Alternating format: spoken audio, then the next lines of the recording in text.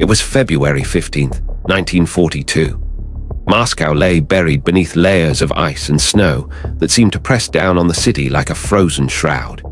The wind tore through Red Square with a violence that made the Kremlin walls tremble, carrying with it the bitter cold of a Russian winter that had already claimed thousands of German soldiers on the outskirts of the capital. Inside those ancient walls, in a bunker deep beneath the earth where no wind could reach, Joseph Stalin sat alone at his desk, chain smoking his pipe, staring at maps that showed how close the enemy had come to taking everything he had built. The room smelled of tobacco and damp concrete. Outside, somewhere in the darkness beyond the city, German commanders were planning something that had never been attempted in the history of modern warfare. They were planning to capture the leader of the Soviet Union alive. Welcome to Untold Dawn, where we uncover the hidden stories history tried to forget. The winter of 1941 had been catastrophic for Nazi Germany. Operation Barbarossa, Adolf Hitler's grand invasion of the Soviet Union, had stalled in the frozen wasteland outside Moscow. German soldiers who had marched confidently eastward in summer uniforms now huddled in foxholes, dying from frostbite and starvation. The blitzkrieg that had conquered France in weeks had broken against the vastness of Russia and the ferocity of its winter. But Hitler was not a man who accepted defeat. As 1942 began, he became obsessed with a different kind of victory, one that would not require conquering every kilometer of Soviet territory. He wanted Stalin himself. In late January of 1942, a meeting took place in the Wolf's Lair, Hitler's military headquarters hidden deep in the forests of East Prussia. The room was thick with cigarette smoke and tension. Hitler stood over a map table, his hands pressed flat against the surface, his eyes fixed on the red circle marking Moscow. Around him stood some of the most dangerous men in the Third Reich. Admiral Wilhelm Canaris, head of the Abwehr German military intelligence; Ernst Kaltenbrunner, chief of the Reich Security Main Office; and Otto Skorzeny, a towering Austrian SS officer who had recently been given command of a special operations unit that specialized in missions others considered impossible. Hitler spoke in a low, intense voice that filled the room despite its quiet tone. He said the war in the East could not be won through conventional means, not anymore. The Soviet Union was too vast, its people too numerous, its willingness to sacrifice too absolute. But every empire, he said, had a single point of failure. For the Soviet Union, that point was Stalin. Remove Stalin, and the entire communist system would collapse into chaos.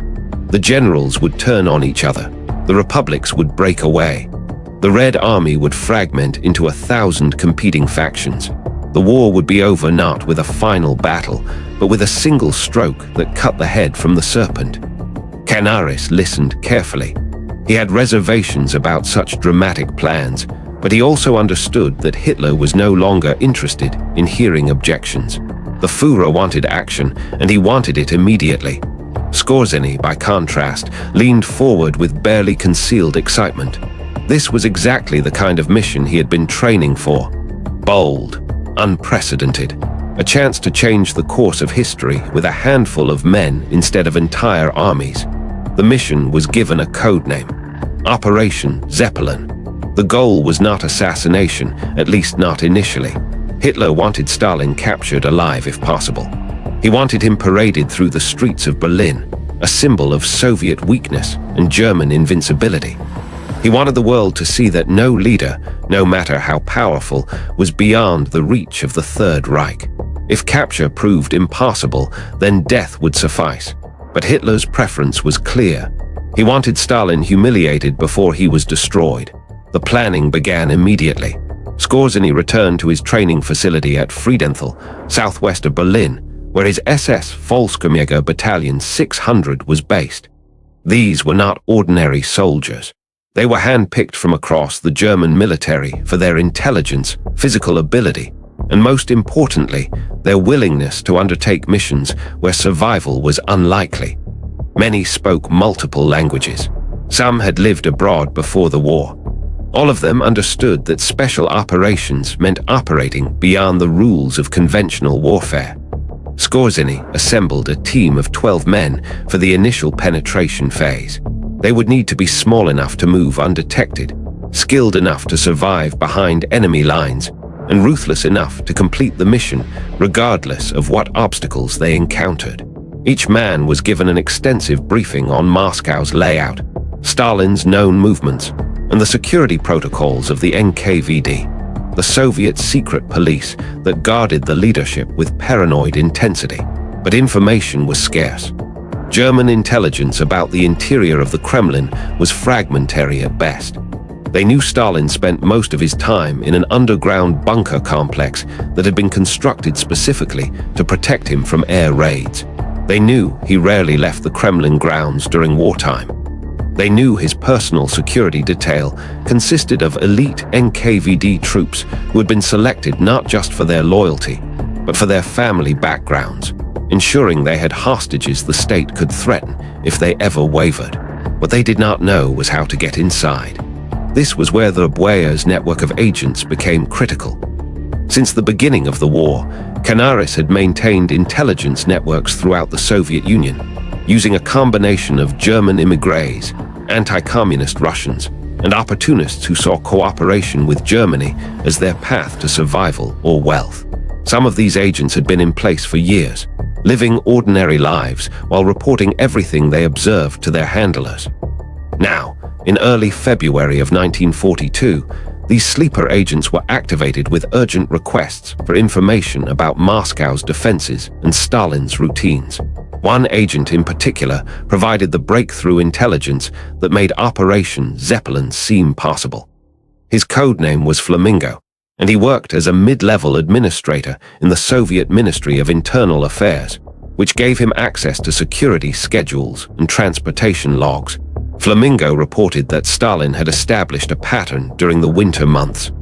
Every evening, between 10 and 11 at night, he would leave his underground bunker and walk through a series of connected corridors to reach a private study in the Kremlin Senate building. This was his time alone, away from advisors and generals, where he reviewed intelligence reports and made decisions without interruption. The walk took approximately 12 minutes. During those 12 minutes, Stalin was guarded by only 4 NKVD officers, a surprisingly small detail compared to the dozens who protected him during public appearances. This information reached Berlin on February 10th. Within 24 hours, Skorzeny had modified his entire operational plan. The mission would not attempt to assault the Kremlin complex, which was impossible. Instead, they would infiltrate Moscow using false identities, position themselves along Stalin's evening route, and strike during that brief window when his security was at its lightest. Speed and surprise would replace force. They would extract Stalin through Moscow's extensive sewer system, which had maps captured during the brief German approach to the city in December of 1941. From there, they would move him to a predetermined extraction point outside the city where aircraft would be waiting. It was an insane plan. The likelihood of success was vanishingly small, but these were desperate times, and Hitler's approval came through on February 12th with orders to proceed immediately. Time was critical. Soviet counterintelligence was relentless, and every day the operation was delayed increased the chance that the NKVD would detect something suspicious in their networks. The team departed from Friedenthal on February 13th. They traveled in 2 groups, taking different routes to avoid suspicion. Their cover identities had been meticulously prepared. They carried Soviet military identification papers that had been forged using authentic documents stolen by German intelligence. Their weapons were Soviet issue, taken from captured stockpiles. Even their clothing had been sourced from Soviet prisoners of war, down to the specific stitching patterns used in Red Army uniforms. Nothing about their appearance could suggest they were anything other than Soviet soldiers. The journey to Moscow required them to cross German lines, navigate no man's land, and then penetrate Soviet forward positions without being captured or killed. This was perhaps the most dangerous phase of the entire operation. If they were caught at the front lines, they would be executed immediately as spies. There would be no prisoner exchange, no diplomatic intervention. they would simply disappear. They crossed on the night of February 14th, moving through a section of the front west of Moscow, where German and Soviet forces were separated by less than 3 kilometers of frozen farmland. The landscape was a nightmare of destroyed villages and abandoned equipment. Artillery had churned the earth into a maze of craters that had frozen into jagged pools of ice. Bodies lay where they had fallen, preserved by the cold, their faces still showing the terror of their final moments. Skorzeny led from the front, moving in absolute silence. Behind him, his men followed in single file, each one stepping exactly where the man ahead had stepped, minimizing noise and visible tracks. They wore white winter camouflage that made them nearly invisible against the snow. Their breath came out in small, controlled clouds that dissipated quickly in the wind. Every few minutes, Skorzeny would stop and listen, his hand raised in a fist that froze his men in place. Soviet patrols moved through the area regularly, searching for German scouts and deserters. Twice, the infiltration team had to lie flat in the snow, completely motionless, while Red Army soldiers passed within meters of their position. The cold was excruciating. Lying still meant their body heat dissipated rapidly, and the risk of frostbite increased with every minute they remained frozen. But movement meant death. They waited, barely breathing, until the Soviet patrols had moved on. After 4 hours of moving through no man's land, they reached the Soviet forward positions. Here, the infiltration became even more delicate. They needed to cross through active defensive lines without triggering an alarm. Skorzeny had studied Soviet defensive doctrine extensively. He knew that Soviet positions were typically organized in depth, with multiple layers of trenches and bunkers designed to absorb German attacks through sheer redundancy. But he also knew that Soviet troops in winter defensive positions were often demoralized, cold, and less vigilant than they should be. The team approached a section of the line that intelligence had identified as undermanned. Soviet units in this area had been depleted by recent fighting and had not yet received reinforcements. The defenders were exhausted, spending most of their time huddled around small fires in dugouts, emerging only when ordered to patrol or when artillery fire forced them to take cover. Skorzeny waited until shortly before dawn, when Soviet sentries were at their least alert. Then, with hand signals, he directed his men to move forward. They crawled through wire entanglements that had been poorly maintained, the metal rusted and sagging. They slipped past a machine gun position where 2 Soviet soldiers were asleep, their weapon unmanned. They moved through a communication trench that stank of human waste and decay. And then they were through, on the Soviet side of the lines, deep in enemy territory with false papers, and a mission that, if discovered, would trigger a manhunt involving millions of Red Army soldiers and NKVD agents. One of Skorzeny's men, a former actor named Weber who spoke flawless Russian, whispered that they had just crossed into hell. Skorzeny did not respond. He simply pointed east, toward Moscow, and kept moving. The next phase required them to join Soviet military traffic moving toward the capital. This was less difficult than it might have seemed. The roads behind Soviet lines were chaotic, filled with supply convoys, retreating units, reinforcements moving forward, refugees fleeing combat zones, and wounded soldiers being evacuated to rear hospitals. Military police attempted to maintain order, but the sheer volume of movement made it impossible to check everyone's credentials thoroughly. The team positioned themselves near a road junction where multiple routes converged. They waited until a Red Army truck convoy approached, then simply fell in with the march, walking alongside the vehicles as if they had always been part of the column. Weber did most of the talking when challenged, explaining that they were a reconnaissance unit that had been separated from their main force and were returning to Moscow for reassignment. His accent was perfect, his manner confident. The story was plausible enough that nobody questioned it closely. They rode in the back of a supply truck for nearly 40 kilometers, sharing space with crates of ammunition and dried rations. The other soldiers in the truck were too exhausted to be curious about the new passengers. They sat in silence, smoking cheap cigarettes and staring at nothing. One soldier, young and hollow-eyed, asked Weber where they had been fighting. Weber replied that they had been operating near Kalinin, northwest of Moscow. The soldier nodded and said nothing more. Moscow appeared on the horizon just after midday on February 15th. Even from a distance, the city was unmistakable. The spires of the Kremlin rose above the surrounding buildings like monuments to power that could not be challenged. But the city itself bore scars from months of German bombing. Entire neighborhoods had been reduced to rubble. Anti-aircraft batteries dotted the landscape, their barrels pointed skyward in constant vigilance. Barrage balloons floated above the city like gray ghosts, their cables designed to shred any German aircraft that flew too low. The truck convoy entered Moscow through the western approach, passing through multiple checkpoints where NKVD officers examined papers and searched vehicles. Each checkpoint was a moment of maximum danger. If their forged documents were detected, if someone recognized that their faces did not match their papers, if a suspicious officer decided to question them more closely, the entire operation would collapse in minutes. But the documents held. Weber's confidence never wavered, and the NKVD, for all their paranoia, were overwhelmed by the volume of military personnel flowing through Moscow. The city was the logistics hub for the entire Central Front. Thousands of soldiers passed through every day.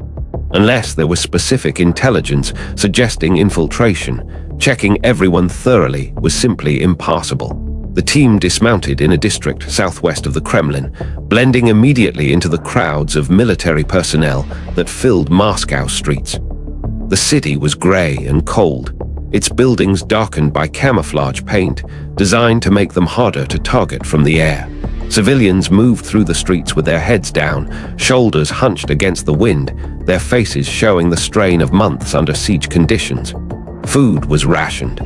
Fuel was scarce. The only thing Moscow had in abundance was fear. Skorzeny split his team into smaller groups. They could not stay together without attracting attention. Instead, they would operate as separate cells, communicating through dead drops and brief encounters that would appear coincidental to any observer. Each man knew his role. Each man knew the target. Each man understood that if captured, he would die under NKVD torture without revealing anything about the mission or his comrades. They spent the rest of February 15th conducting reconnaissance. They needed to confirm Flamingo's intelligence about Stalin's evening routine. They needed to identify the exact route he walked, the timing of security patrols, the locations of cameras and listening devices. The Kremlin complex was one of the most heavily surveilled locations on Earth. Every corridor, every doorway, every corner was watched by men whose job was to identify threats before they materialized. But surveillance systems had weaknesses. They relied on human operators who got tired, who made mistakes, who sometimes paid more attention to staying warm than to watching their monitors. They created patterns that could be predicted and exploited. And most critically, they assumed threats would come from outside the Kremlin, not from within. Skorzeny's plan depended on penetrating the Kremlin complex during normal working hours, using forged credentials to pass through security, and then hiding inside until Stalin began his evening walk. It required perfect timing, flawless documents, and an almost supernatural degree of luck. The team had perhaps a 5% chance of success. But 5% was better than nothing, and nothing was what Germany faced if the war continued on its current trajectory. Night fell over Moscow, bringing with it temperatures that dropped below -20 degrees Celsius. The city's lights were dimmed to reduce visibility to German bombers. Streets that had once blazed with illumination now lay in semi-darkness, lit only by occasional military vehicles, and the dim glow from windows covered with blackout curtains.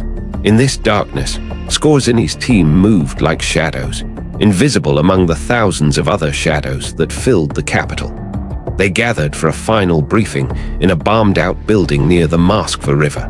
The structure had been partially destroyed by a German air raid weeks earlier, and its interior was a maze of collapsed walls and exposed beams. But it provided shelter from the wind and a place where they could speak without being overheard. Skorzeny reviewed the plan one final time. Tomorrow, February 16th, they would make their attempt. Weber and 3 others would enter the Kremlin as part of a supply delivery scheduled for 10 in the morning. They would hide in a maintenance area near the corridor Stalin used for his evening walk. At approximately 10:15 in the evening, when Stalin made his journey to his private study, they would strike. 4 against 4. The element of surprise would be decisive. One of the men, a former Berlin police detective named Schreiber, asked what they should do if Stalin was not alone, if the intelligence was wrong, and he had more than 4 guards. Skorzyny's answer was simple. They would adapt. They would fight. They would complete the mission or die trying. There was no contingency plan that involved survival without success. This was a one-way operation from the moment they had crossed Soviet lines. The meeting ended. The men dispersed back into the Moscow night, each one returning to whatever temporary shelter he had found. Tomorrow would determine whether Operation Zeppelin became one of the greatest military accomplishments of the war or simply another failed mission that history would forget. Tomorrow would determine whether Joseph Stalin spent another night in his bunker, secure in his power, or whether he would find himself in the hands of his greatest enemy, facing a fate he had inflicted on so many others. The night wind continued to howl through Moscow streets, carrying snow and secrets in equal measure. Somewhere in his underground bunker, Stalin worked late into the evening, reviewing reports from the front, issuing orders, consolidating his control over a nation that teetered between victory and collapse. He did not know that 12 German commandos were in his city. He did not know that tomorrow, the entire course of World War II might change in the span of 12 minutes. He did not know that fate, which had protected him through revolutions and purges and assassination attempts, was about to be tested one more time in a way that history had never seen before. February 16th, 1942, began like any other winter day in Moscow. The sun rose pale and weak over a city that had learned to function under the constant threat of annihilation. Factory workers trudged through snow-covered streets to their shifts, producing tanks and ammunition. Government officials hurried to their offices in buildings fortified against German bombs. And in the Kremlin, the machinery of Soviet power continued its relentless operation, grinding forward with a momentum that seemed unstoppable. Weber woke before dawn in the basement of an abandoned apartment building. He had slept poorly, his dreams filled with images of torture chambers and firing squads. But when morning came, his hands were steady. He dressed carefully in the uniform of a Red Army supply sergeant, checking every detail to ensure nothing appeared out of place. The uniform had been worn by its previous owner for months, and it carried the authentic smell of sweat and tobacco that no amount of preparation could replicate artificially. It was perfect. At 8 in the morning, Weber met the 3 other men who would enter the Kremlin with him. They gathered near a military supply depot on the eastern edge of Moscow, where trucks loaded with food, medicine, and other necessities were being prepared for delivery to various government facilities throughout the city.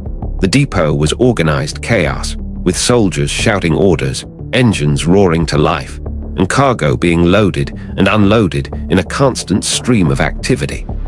It was exactly the kind of environment where 4 additional soldiers would go unnoticed. Their entry plan relied on forged requisition orders that appeared to authorize a special delivery of medical supplies to the Kremlin's internal clinic. The orders bore the signature of a real Soviet general, copied from captured documents with such precision that even a handwriting expert would struggle to identify them as forgeries. Weber carried the papers in a leather folder that showed appropriate wear, nothing too new, nothing suspiciously pristine.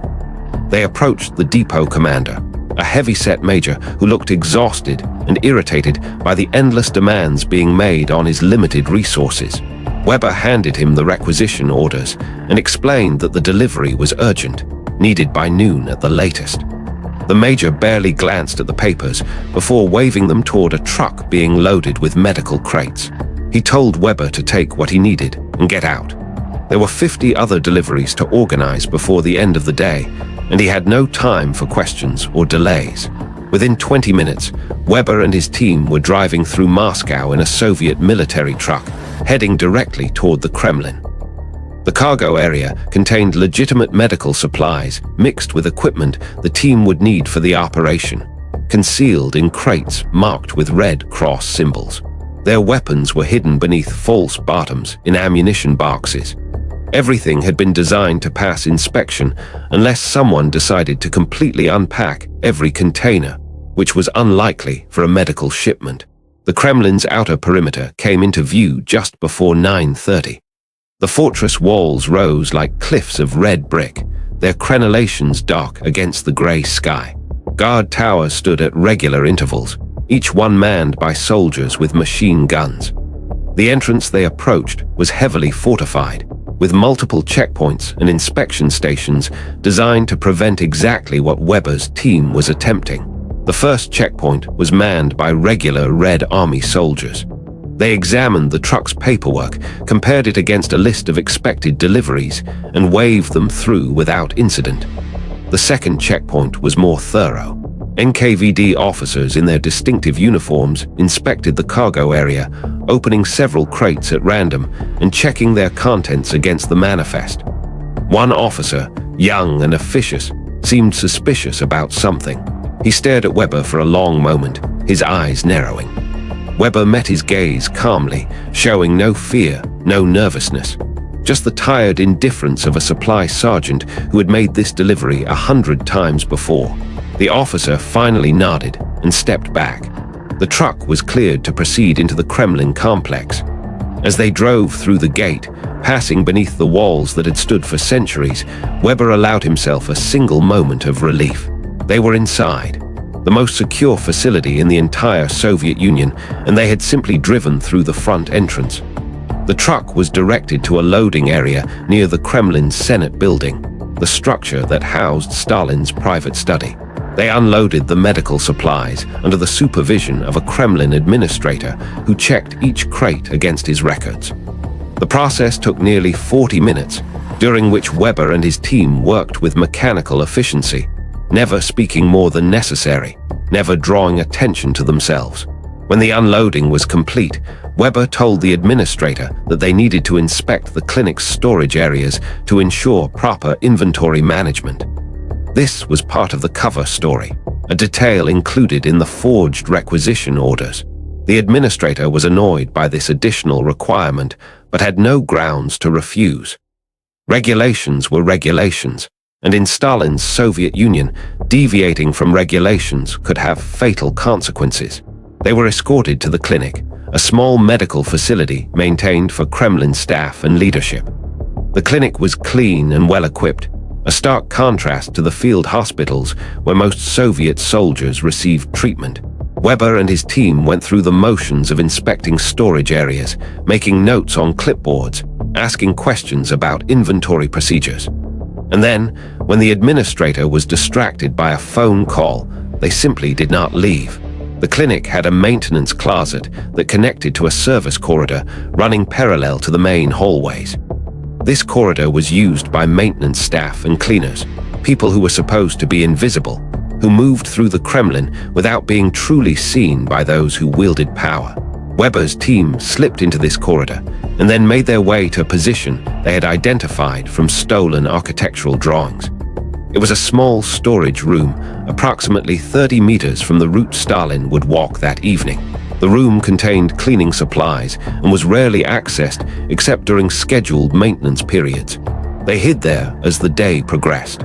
Hours passed in absolute silence. They could not risk conversation, could not risk any sound that might alert maintenance staff or security patrols. They sat in darkness, their weapons within reach, listening to the distant sounds of the Kremlin's daily operations. Footsteps echoed in corridors. Voices rose and fell. Doors opened and closed. The building breathed with the rhythms of bureaucracy and power. Outside the Kremlin, the rest of Skorzeny's team maintained their positions throughout Moscow, ready to provide support during the extraction phase. Skorzeny himself waited near the Moskva River, watching the fortress walls, knowing that everything now depended on timing and execution. If Weber's team succeeded in capturing Stalin, they would need to move him through the sewer system to a predetermined exit point 3 kilometers from the Kremlin. From there, Skorzeny would coordinate their evacuation using vehicles stolen from Soviet motor pools. But success required so many elements to align perfectly. Stalin had to follow his usual routine. His security detail had to consist of only 4 guards. The timing had to be exact. Any deviation, any unexpected complication, and the operation would collapse into a firefight that Weber's team could not win. Evening arrived. The winter sun set early, plunging Moscow into darkness shortly after 5 in the afternoon. Inside the storage room, Weber checked his watch. It was 7:30. 2.5 hours until Stalin was expected to make his walk. The team performed final equipment checks in silence. Each man verified his weapon was loaded and functional. They reviewed hand signals that would coordinate their assault. They prepared for the moment that would either make them legends or corpses. At 9:45, they heard movement in the main corridor. Security teams conducting their pre-walk inspection, checking for anything unusual, anything that might threaten Stalin's safety. Weber and his men froze, barely breathing, as flashlight beams swept past the gap beneath the storage room door. The inspection team passed without stopping. The corridor fell silent again. 10 o'clock. Weber moved to the door, listening intently. The corridor outside remained quiet, but he could sense a change in the building's atmosphere. The casual noise of normal operations had ceased. The Kremlin had entered a state of heightened security that accompanied Stalin's evening movements. Somewhere in the underground bunker complex, the Soviet leader was preparing to make his walk. 10 minutes past 10. Weber heard the distinctive sound of military boots moving in formation. Stalin's security detail approaching from the direction of the bunker entrance. 4 guards, just as intelligence had predicted. Weber's hand tightened on his weapon. This was the moment. Everything came down to the next 60 seconds. The guards passed the storage room. Weber counted to 3, then opened the door silently. The corridor stretched before him, dimly lit by overhead lights spaced at regular intervals. 30 meters ahead, he could see 4 NKVD officers in full uniform, walking in a tight formation around a shorter figure in a military tunic and boots. Stalin, the man who controlled the Soviet Union, who had ordered the deaths of millions, who stood between Hitler and victory in the East. He was right there, less than 30 meters away, protected by only 4 men. Weber's team moved into the corridor with practiced precision. They closed the distance quickly, weapons raised, moving as one unit with perfect coordination. 25 meters, 20 meters. The security detail had not yet noticed them. 15 meters. One of the guards turned, his eyes widening in confusion. 10 meters. Weber fired first, a single suppressed shot that struck the guard in the chest. The man fell without a sound. Chaos erupted in the span of a heartbeat. The remaining 3 guards drew their weapons, shouting warnings, trying to position themselves between Stalin and the attackers. But Weber's team had trained for exactly this scenario. They moved with lethal efficiency, targeting the guards with precise shots that dropped 2 more men in rapid succession. The 4th guard managed to fire his pistol, the shot deafening in the enclosed corridor. The bullet struck one of Weber's men in the shoulder, spinning him backward. Weber tackled the last guard, driving him to the floor. They struggled for a moment before Weber ended it with a knife thrust to the throat. Blood spread across the corridor floor in a widening pool. And then, suddenly, it was over. The 4 guards were down. Stalin stood against the corridor wall, his face showing not fear but a cold, calculating rage that was somehow more disturbing than terror would have been. Weber grabbed Stalin's arm, his Russian perfect and commanding. He told Stalin to move, to come with them immediately or die where he stood. Stalin did not resist. He was 72 years old, shorter than Weber had expected, but there was nothing frail about him. His eyes burned with an intensity that suggested he was already calculating how to turn this situation to his advantage, how to survive, and then destroy everyone responsible for this humiliation. The team began moving toward the service corridor that would take them to the sewer access point. But they had only covered 15 meters when alarm bells began ringing throughout the Kremlin. Someone had discovered the bodies. Someone had triggered the alert system. Within seconds, the entire fortress would be locked down, every exit sealed, every corridor filled with armed guards hunting for intruders. Weber's wounded teammate was slowing them down, leaving a trail of blood that would make them easy to track. Weber made a decision that would haunt him if he survived. He told the man to create a diversion to draw pursuit away from the group. The wounded soldier understood immediately. He nodded once, turned, and ran in the opposite direction, firing his weapon to attract attention. Guards converged on his position within moments. Gunfire echoed through the corridors. The diversion lasted barely 30 seconds before ending with a final burst of automatic fire. But those 30 seconds gave Weber's team the time they needed to reach the service corridor. They dragged Stalin through a narrow doorway and down a flight of stairs that descended into the Kremlin's maintenance levels. The air grew colder and damper as they went deeper. Pipes ran along the ceiling, dripping condensation that had frozen into icicles. The walls were bare concrete, unmarked and anonymous. They reached the sewer access point, a heavy metal hatch set into the floor. Weber pulled it open, revealing a ladder that dropped into darkness. The smell that rose from below was overwhelming, a mixture of human waste and chemical decay that made breathing difficult. But there was no alternative. They forced Stalin onto the ladder and began descending into Moscow's underground infrastructure. The sewers were a maze of tunnels that had been built over decades, each expansion adding layers of complexity that made navigation nearly impossible without detailed maps.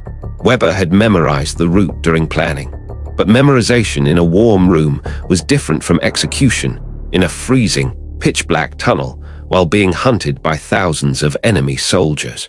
They moved through knee-deep water that was partially frozen, their progress slow and exhausting. Above them, the Kremlin had erupted into frantic activity. Every available soldier was being mobilized for a massive search. NKVD units were securing the perimeter, ensuring no one could escape the complex. Interrogations were already beginning, with anyone who had been near the scene of the attack being questioned with extreme prejudice. The Soviet security apparatus was demonstrating exactly why it was one of the most feared organizations on Earth. But the interrogators had a problem. None of the captured individuals knew anything about the attackers. The NKVD guards who had been killed had not survived to provide descriptions. The wounded German commando who had created the diversion had died without speaking a word under interrogation, and the administrative staff who had processed the medical supply delivery could only describe normal-looking Soviet soldiers who had done nothing suspicious until they simply vanished. This confusion bought Weber's team precious time. Instead of immediately focusing on the sewers, Soviet forces initially assumed the attackers were still somewhere inside the Kremlin complex. They conducted a building-by-building search, checking every room, every closet, every possible hiding place. It took nearly an hour before someone thought to check the sewer access points. By then, Weber's team had covered over a kilometer through the underground system. They were exhausted, freezing, and disoriented.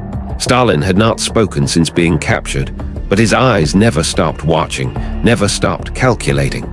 Weber knew they needed to reach the extraction point quickly. Every minute they remained underground increased the likelihood that Soviet forces would locate them. The extraction point was a sewer outlet on the southern edge of Moscow, near an industrial district that had been heavily damaged by German bombing. Skorzeny and the remaining team members were supposed to be waiting there with vehicles. But as Weber's group approached the outlet, they heard voices and saw flashlight beams in the distance. Soviet troops had discovered the escape route. The extraction point was compromised. Weber made an immediate decision. They could not go forward. They could not stay where they were. They needed to find an alternative exit, somewhere the Soviets would not expect. He consulted the mental map he had memorized, trying to identify another option. There was a secondary outlet approximately 800 meters to the west, in a residential neighborhood. It was not ideal, but it was their only remaining choice. They changed direction, moving through tunnels that grew progressively narrower and more decrepit. Some sections were partially collapsed, forcing them to crawl through gaps barely wide enough for a man. Stalin struggled with these obstacles, his age and shorter stature working against him. But Weber's team showed no mercy. They dragged him forward, indifferent to his discomfort. This man had ordered countless atrocities. His suffering meant nothing compared to the mission's importance. They finally reached the secondary outlet just after midnight. Weber climbed the ladder carefully, pushing open the hatch just enough to see outside. The street was dark and appeared empty. No Soviet patrols visible, no signs of immediate danger. He signaled for the team to exit. They emerged into a Moscow night that felt apocalyptic. The temperature had dropped even further, and snow was falling in thick sheets that reduced visibility to almost nothing. But visibility worked both ways. If they could barely see, then Soviet patrols would have equal difficulty spotting them. They moved quickly through the residential streets, staying in shadows, avoiding main roads. The original extraction plan had called for vehicles, but that was no longer possible. Instead, Weber decided they would move on foot to a safe house approximately 3 kilometers away, a location maintained by a German intelligence asset who had been living in Moscow for years under deep cover. It was a desperate gamble, but every option at this point was desperate. They had covered less than 500 meters when they heard the sound of approaching trucks. A Soviet patrol searching the area systematically. Weber's team ducked into the ruins of a bombed-out building, pressing themselves against the frozen debris. Stalin was positioned in the center of the group, surrounded by German commandos who would kill him immediately if capture appeared imminent. The truck stopped directly in front of their position. Soldiers dismounted, their boots crunching on snow and rubble. A commander shouted orders, directing his men to search the nearby buildings. Flashlight beams began probing the darkness. It was only a matter of minutes before they would be discovered. One of Weber's men, a specialist in explosives named Koch, whispered that he could create a distraction. He had grenades that could trigger confusion, buy them time to escape during the chaos. Weber hesitated. Any explosion would confirm their location to every Soviet unit in the area. But remaining hidden was no longer an option. He nodded to Koch. Koch moved silently to a position near the street, prepared a grenade, and threw it toward the Soviet trucks. The explosion was devastating in the quiet night. One truck erupted in flames. Soldiers scattered, shouting in panic and confusion. In the immediate aftermath, when everyone's attention was focused on the burning vehicle, Weber's team ran. They sprinted through side streets and alleyways, Stalin being half carried by 2 of the commandos. Behind them, they could hear whistles blowing, more vehicles arriving, the entire neighborhood coming alive with Soviet soldiers determined to find whoever had just attacked their patrol. The hunt was intensifying with every passing minute. They reached the safe house at 12:40 in the morning, pounding on the door with a coded knock. The door opened immediately, revealing a middle-aged woman whose face showed instant recognition of what was happening. She ushered them inside without a word, then moved quickly to close curtains and extinguish lights. Her name was Katerina, and she had been working for German intelligence since before the war began. Her husband had been executed during Stalin's purges in 1937, and her cooperation with Germany was motivated by a desire for revenge that burned with absolute clarity. She told Weber that the situation in Moscow had become catastrophic from an operational standpoint. Every NKVD agent, every military unit, every civilian informant was being mobilized to search for Stalin. The entire city was being turned inside out. Checkpoints had been established on every major road. Apartment buildings were being searched floor by floor.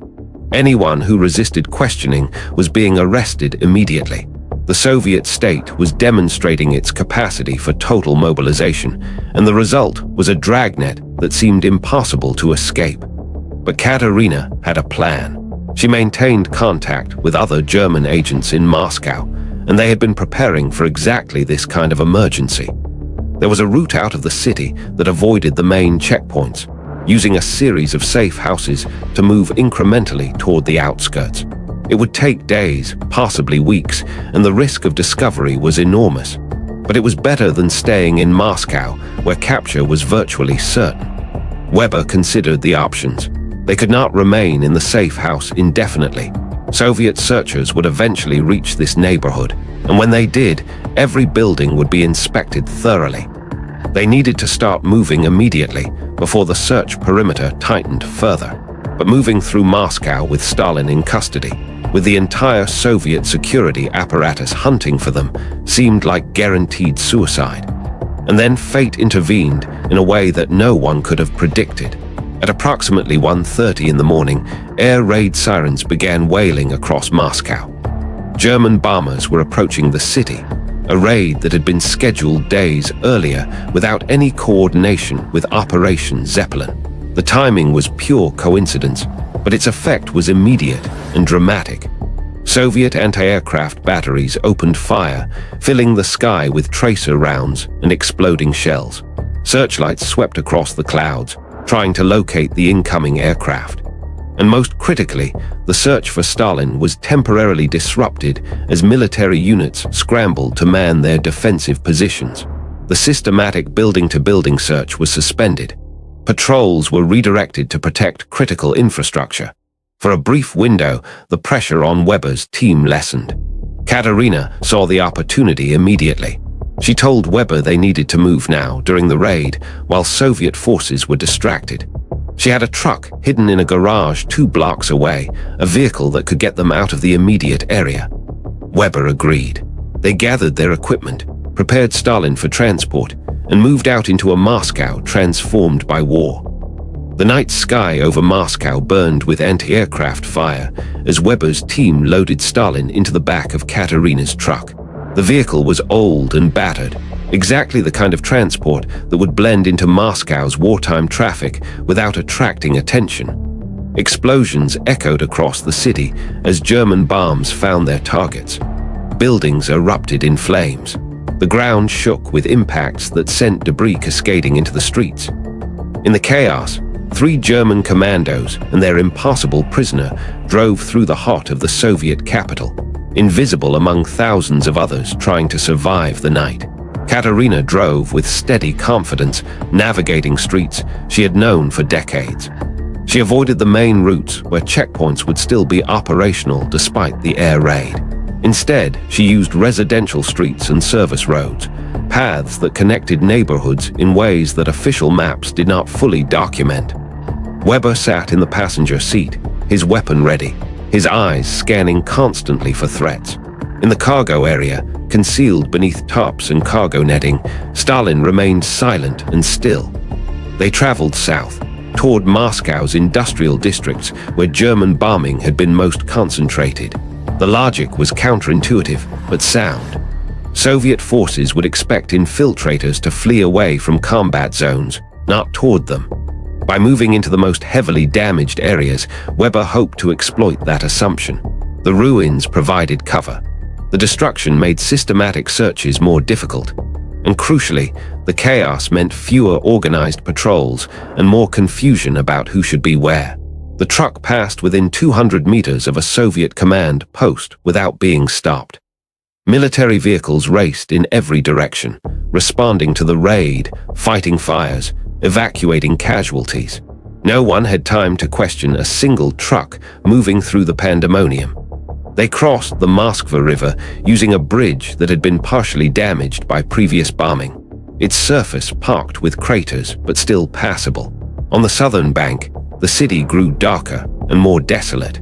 Entire blocks had been reduced to skeletal frameworks of buildings that no longer served any purpose except as monuments to destruction. Katerina brought them to an abandoned factory complex approximately 8 kilometers from the Kremlin. The factory had produced machinery before the war, but had been gutted by fire during a German raid in December. Its roof had collapsed. Its walls were blackened by smoke. But in the basement, accessible through a hidden entrance that Katerina had prepared years earlier, there was a shelter that contained supplies, weapons, and most importantly, radio equipment capable of communicating with German forces. They moved Stalin into the shelter and secured him with restraints that made escape impossible. The Soviet leader finally spoke for the first time since his capture. His voice was calm, almost conversational. He told Weber that this operation had failed the moment it began. That even if they somehow escaped Moscow, even if they reached German lines, the strategic situation would not change. The Soviet Union would continue fighting. The Red Army would not collapse without him. And most importantly, his capture would enrage the Soviet people in ways that would make them fight even harder, with even greater determination. Weber listened without responding. Stalin continued, explaining that Hitler had misunderstood the nature of Soviet power. It was not centered on one man, no matter what propaganda suggested.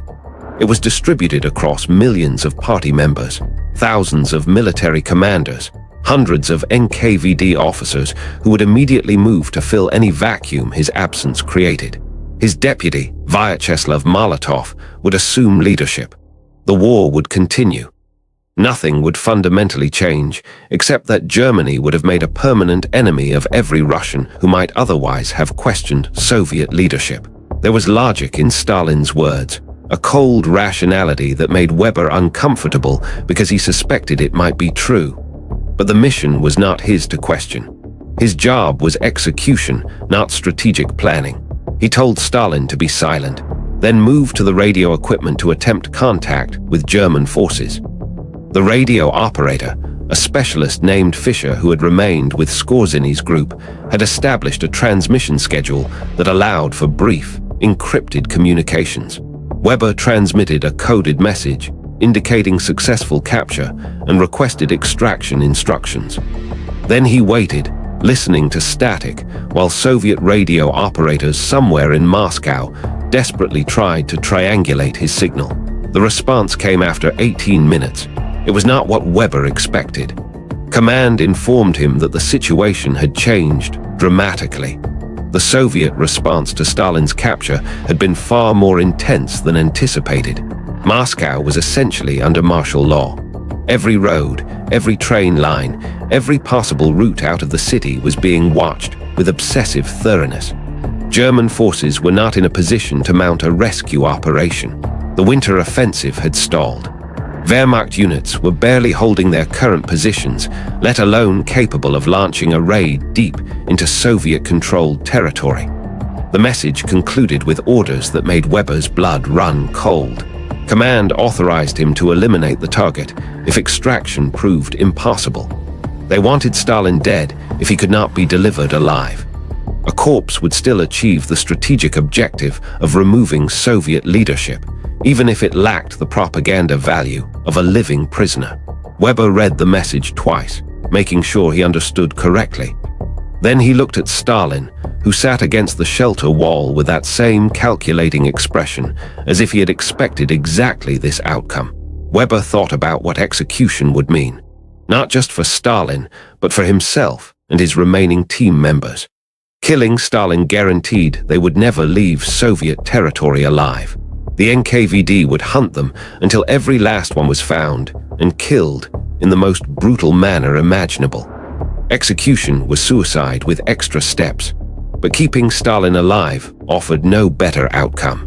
They could not hold this position indefinitely. Soviet forces would eventually search every abandoned building in Moscow, including this factory. Discovery was inevitable, and when it came, they would be trapped with no possibility of escape. One of Weber's men, a former university student named Lehman, suggested a third option. They could negotiate, use Stalin as a bargaining chip to secure safe passage. The Soviet government would agree to almost anything to get their leader back alive. They could demand transport to neutral territory, perhaps Turkey or Iran. The Soviets would comply rather than risk Stalin's execution. Weber considered this carefully. It had a certain appeal, but it also assumed the Soviets would honor any agreement, which seemed unlikely.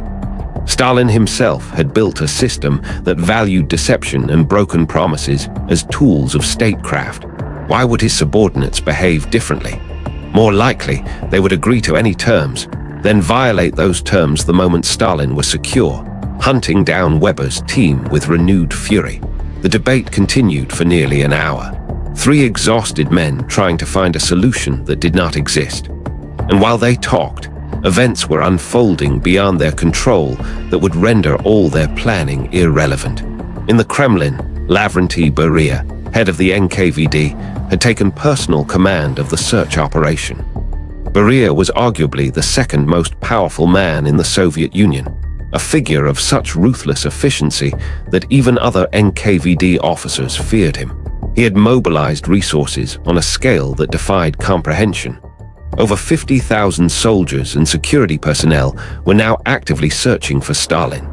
Every informant network in Moscow had been activated. Rewards were being offered that would make anyone wealthy for life. And most critically, Beria had ordered the systematic interrogation of everyone who had been anywhere near the Kremlin on the evening of February 16th. These interrogations were not gentle inquiries. The NKVD used methods designed to break human beings completely, to extract information even when the subject genuinely knew nothing useful. And eventually, someone remembered something. A supply delivery that had arrived that morning. Medical supplies brought by soldiers whose names and unit designations, when checked against military records, did not quite match. A small discrepancy, barely noticeable in the chaos of wartime logistics. But it was enough. Beria personally reviewed the delivery records.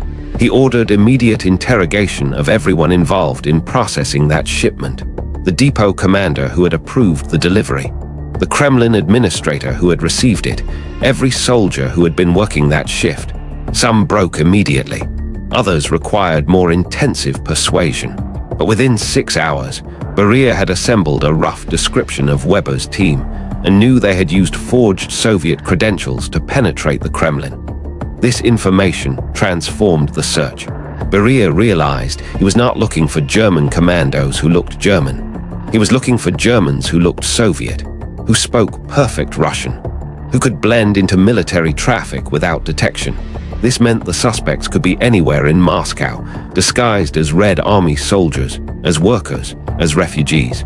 The search parameters expanded dramatically, but it also meant Beria could use Stalin's capture to purge anyone he considered suspicious. He began arresting Soviet officers whose loyalty seemed questionable, political officials who had expressed any doubt about current policies, ethnic minorities who might harbor resentment towards Soviet rule. The search for Stalin became a pretext for a wave of arrests that swept through Moscow like a plague. Thousands were detained in the first 24 hours. Tens of thousands would follow in the coming days. In the abandoned factory shelter, Weber and his team remained unaware of how close the dragnet was coming. They had decided to attempt movement that night, February 17th, using Katerina's network of safe houses to move incrementally toward the city's outskirts. It was a long-shot plan, almost certainly doomed, but remaining stationary guaranteed capture. At 9 in the evening, they prepared to move. Stalin was gagged and concealed in a wooden crate designed to look like industrial equipment. The crate was loaded into Katerina's truck. Weber and his men, dressed in workers' clothing, carrying papers that identified them as factory personnel relocating machinery to a facility outside Moscow. It was a thin cover story, but darkness and confidence would have to compensate for its weaknesses. They departed the factory at 9:30, driving slowly to avoid attracting attention. The night was clear and bitterly cold. Stars filled the sky with a brilliance that only extreme cold produces. Moscow streets were quieter than the previous night, the air raid having ended hours earlier. But the quiet was deceptive. Soviet patrols were everywhere, stopping vehicles at random, demanding papers, searching cargo areas with paranoid thoroughness. The truck traveled less than 3 kilometers before encountering a checkpoint. NKVD officers flagged them down, their expressions hard and suspicious. Katerina remained calm, presenting papers and explaining their mission. The officers examined the documents carefully, comparing them against lists of authorized movements. One officer walked around the truck, shining a flashlight through the windows, checking for anything unusual. He ordered them to open the cargo area. Weber's hand moved toward his concealed weapon, ready to fight if necessary. But Katerina intervened smoothly, explaining that the cargo was sensitive factory equipment that could be damaged by exposure to cold air. She offered to show the officer the transport authorization that specifically prohibited opening the containers during transit. The officer hesitated, torn between suspicion and bureaucratic caution. Damaging sensitive equipment could result in severe punishment, but failing to detect infiltrators would be far worse. He was about to order the cargo area opened anyway when a radio call crackled through the checkpoint. Another suspected infiltrator sighting 3 kilometers east. All available units were to respond immediately. The officer made a decision. He waved Katerina through, then ran to his vehicle to respond to the new alert. The truck accelerated away from the checkpoint, its occupants breathing carefully controlled sighs of relief. They had survived another impossible moment through a combination of skill and pure luck. But their luck was running out. At approximately 11 that night, NKVD investigators made a breakthrough. One of the interrogated Kremlin administrators, subjected to particularly intense questioning, remembered that the supply delivery team had asked about maintenance schedules and storage procedures. This was unusual. Supply sergeants normally did not care about such details. It was a tiny inconsistency, easily overlooked, but under interrogation, it became significant.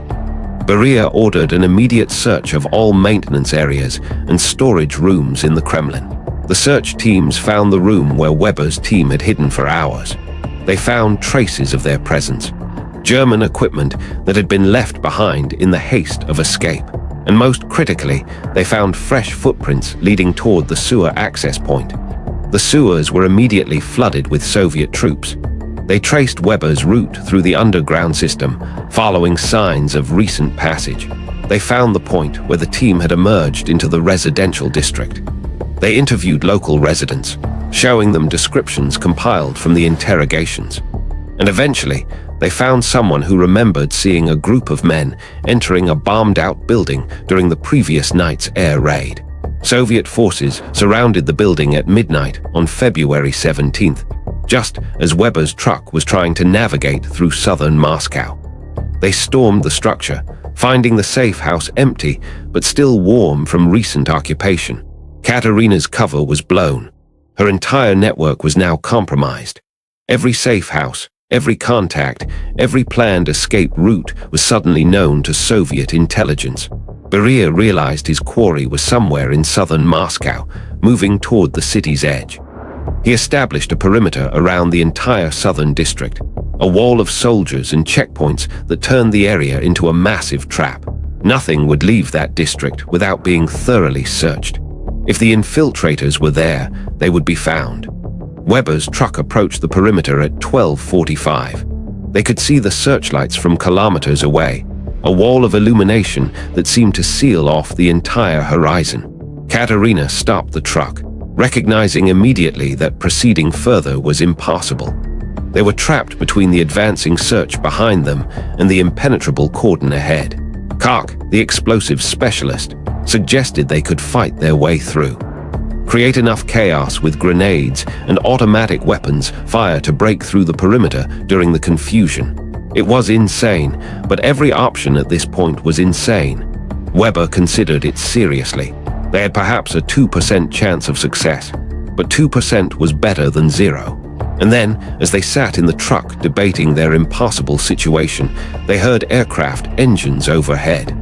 German bombers returning for another raid on Moscow. The timing was coincidental, the missions having been planned independently of Operation Zeppelin. But the effect was immediate. Soviet anti-aircraft batteries opened fire. Searchlights swung skyward. And critically, the perimeter was disrupted as units were redirected to air defense positions. Weber made an instant decision. They would use the raid as cover, exactly as they had done the previous night. They would drive directly at the perimeter during the maximum confusion of the attack, hoping speed and chaos would allow them to break through. It was their last chance. Katerina accelerated toward the perimeter as German bombs began falling on Moscow. Explosions erupted across the city. Buildings collapsed. Fires spread. The truck raced through streets filled with fleeing civilians and responding emergency vehicles. They reached the perimeter checkpoint doing nearly 60 kilometers per hour, far too fast for a normal transport. Soviet guards opened fire. Bullets struck the truck's cargo area, punching through metal and wood. Weber returned fire through the passenger window, his shots forcing guards to take cover. The truck crashed through a hastily erected barrier, wooden sawhorses splintering under its impact. They were through the perimeter, accelerating into the darkness beyond Moscow's southern edge. But they were also damaged. Steam poured from the truck's engine. The steering was compromised. And behind them, Soviet pursuit vehicles were mobilizing, determined to track down the truck that had just broken through their cordon. Katerina kept driving, pushing the failing vehicle to its limits. They covered perhaps 8 kilometers before the engine finally seized, smoke pouring from under the hood. The truck coasted to a stop on a rural road surrounded by frozen fields. Pursuit vehicles were visible in the distance, their headlights cutting through the darkness like the eyes of hunting predators. Weber ordered everyone out. They would abandon the vehicle, take Stalin, and attempt escape on foot. It was effectively suicide, but remaining with the truck guaranteed capture. They pulled the crate containing Stalin from the cargo area, smashed it open, and forced him to stand. Cock set charges in the truck, timed to explode in 30 seconds. They ran from the vehicle into the surrounding fields, Stalin being dragged between Weber and Lehman. Behind them, the truck exploded, flames reaching into the night sky, creating a beacon that would draw every Soviet unit in the area. They ran through snow that reached mid-thigh, their progress agonizingly slow. Soviet vehicles converged on the burning truck. Soldiers dismounted, spreading out to search the surrounding area. Flashlight beams swept across the fields. Dogs barked, straining against leashes, their handlers struggling to control animals that had caught the scent of prey. Weber's group covered perhaps 300 meters before they heard the dogs getting closer. Pursuit was inevitable. Capture was minutes away. Weber stopped, turning to face his men. He told them they had done everything possible. The mission had been impossible from the start, but they had penetrated the Kremlin, captured Stalin, and held him for over 30 hours. History would remember that, even if history never learned their names. Kark suggested they should execute Stalin immediately, complete at least that aspect of their mission. Weber's finger moved to his weapon's trigger. Stalin watched him with those calculating eyes, showing no fear, no pleading, just that same cold assessment of probability and outcome. And Weber could not do it, not because of mercy or moral hesitation, but because killing Stalin at this point achieved nothing. The strategic moment had passed. Germany would gain nothing from his death except motivating the Soviet Union to fight even harder. The mission had failed not in execution, but in conception. Hitler's assumption that removing Stalin would collapse the Soviet Union had been wrong from the beginning. Weber lowered his weapon. He told Stalin that he was returning to his people. Then he ordered his men to scatter, each taking a different direction, maximizing the chance that at least one might escape. It was not surrender. It was recognition that the operation was over. The men embraced briefly, then ran in different directions into the darkness. Stalin stood alone in the snow, watching them go. Soviet soldiers found him less than 2 minutes later, surrounded him, confirming his identity with shocked disbelief. Lavrentiy Beria himself arrived 30 minutes later, falling to his knees in the snow before Stalin, begging forgiveness for allowing the capture to happen at all. Stalin said nothing to Beria. He simply ordered the search to continue until every infiltrator was found. Then he demanded to be taken back to Moscow immediately. The operation had cost him 32 hours of his life and revealed security vulnerabilities that would need to be addressed with characteristic ruthlessness. But he was alive. The Soviet Union was intact. The war would continue. The hunt for Weber's team lasted 3 more days. Fischer was captured on February 19th, caught trying to cross German lines near Vyazma. He was executed after interrogation revealed nothing useful beyond confirmation that the operation had been planned in Berlin. Koch died in a firefight on February 20th, taking 4 NKVD soldiers with him before a sniper's bullet ended his resistance. Lehman was never found, his fate unknown, though Soviet records suggest he died from exposure in the forests west of Moscow. Weber himself remained at large until February 22nd. He had managed to steal Soviet military identification from a dead soldier and had attempted to blend into retreating Red Army units. He might have succeeded if not for Beria's paranoid thoroughness.